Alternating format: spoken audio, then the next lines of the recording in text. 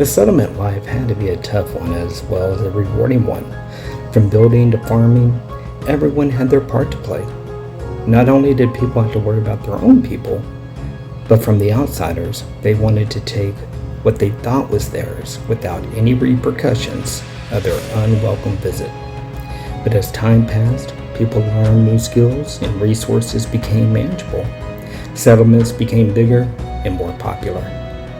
But does developer Handy Games give us the tools to thrive? Let's find out with Townsmen VR for PlayStation VR2. Townsmen VR is a city-building game that mixes the elements of a god game simulation that lets you build and manage a medieval town in a fully immersive virtual reality environment.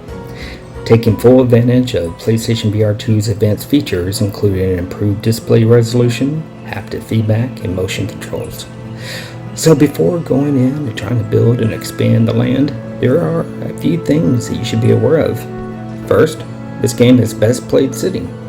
So find your favorite place and rest your feet. Second, make sure those Sense controllers are charged. You don't want the enemy army to start attacking and you cannot move your defenses all because you forgot to charge them. Third, I'm not going to spoil the story for anyone. And finally, sit back, relax, and have fun. With all that said, let's continue. When you first start the game, one thing you might notice is how vibrant the colors are. Looking up and seeing the blue sky and the sun reflecting its light right onto the clouds, you should really start to feel some type of peaceful feeling, and also that you have gigantic hands. You do have some choices before starting in the main menu. I am going to say that before you even start, go into options and select ghost hands. If not, you will be accidentally hitting and laying the smack down on all the settlers. With ghost hands enabled, this solves the problem. You can still interact with the settlers and objects, but the settlers will thank you for not hitting them. When you are ready, it's time to start, which leads to the tutorial. The game does have a story, and it's going to start with meeting your personal advisor, Sir Clinkalot, who will be communicating for you. Movement is pretty simple. Press L1, R1 with your middle finger to move.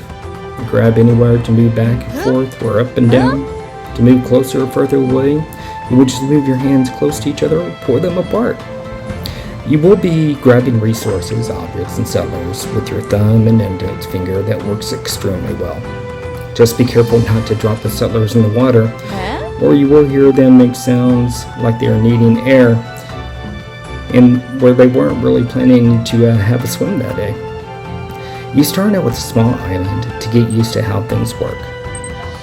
If you point at an object or settler, you can see information about it, such as pointing at a chest to reveal what's inside, for example.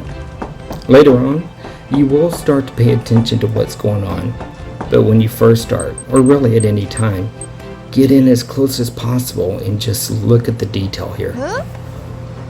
You will be growing your town with buildings, farms, wells, huts, etc. Your workers get thirsty, so that's why building a well is needed. Residences are for your settlers. Sawmills turn your logs into planks that your woodcutters cut. And the flour that was farmed is used at the bakery for bread. Your people work hard and they get hungry and thirsty. So make sure the taverns have enough supplies such as fish and meat. But then you have to have a hunter to hunt and a fisherman to fish. Of course, the word may get around how productive your place is, and others may want to have what you have. So you needed a defense to help protect your village from attacks that may require a wall so the enemy cannot get through, or use a cannon for that extra ounce of security. As you progress, so does the story, as you're introduced to different characters who may want something to trade or assistance that will require different tasks to complete. New things will start to be introduced to you, such as animals and buildings, as well as upgrading structures, such as your residences. One thing you have to keep in mind is that when you're adding structures and depending on the size of real estate that you're working with, is the distance workers will have to move to collect the resources needed to build. That sawmill that you put close to where you started because you thought that was the ideal location very well could be.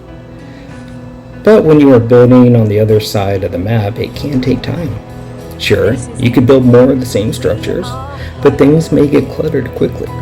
You can always pick up what is needed and drop it close to where is needed and assign a worker there if that is your strategy, but also know that if needed, you can always tear down what you have built by using the hammer, which may clear up the space that could be better off used for something else.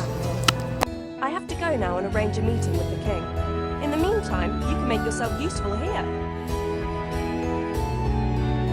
Where do we start? It's not just the buildings that got... Let's talk about the graphics and sound.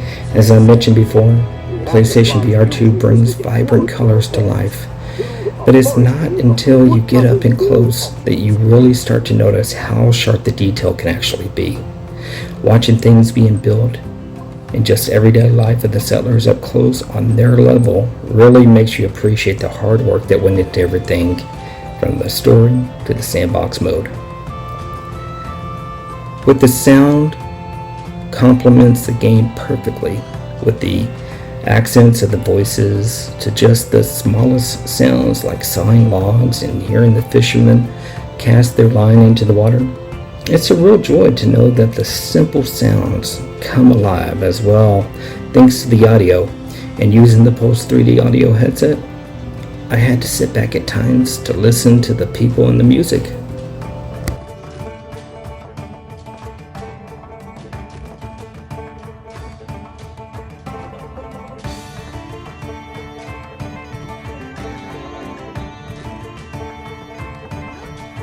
There are a few things that I would love to see added. First, I would love to have more weather elements used. Having a hurricane or a tornado come in and having to have your people take shelter and repair the damage will just add to the overall package that is presented. Second, future DLC. I would love for there to be more scenarios with more object structures and resources, and maybe that is where the weather elements come into play. Third, the ability to use the thumbsticks to move freely with smooth location. And finally, multiplayer. Towns VR is a single player experience that would benefit from having a small number of online players at one time where they could battle and help build together. Townsmen VR allows us to use the resources to build a better place, and being able to feel everything from the trees to the environment with the haptics really adds to the immersive experience. It shows that we all have a place and a part to play in life. Some parts require leadership, while other parts may require creativity. Sometimes it takes asking for a helping hand when we may not normally, but sometimes it takes offering that helping hand to show that if we all work together instead of against each other, then we could all build for that better tomorrow.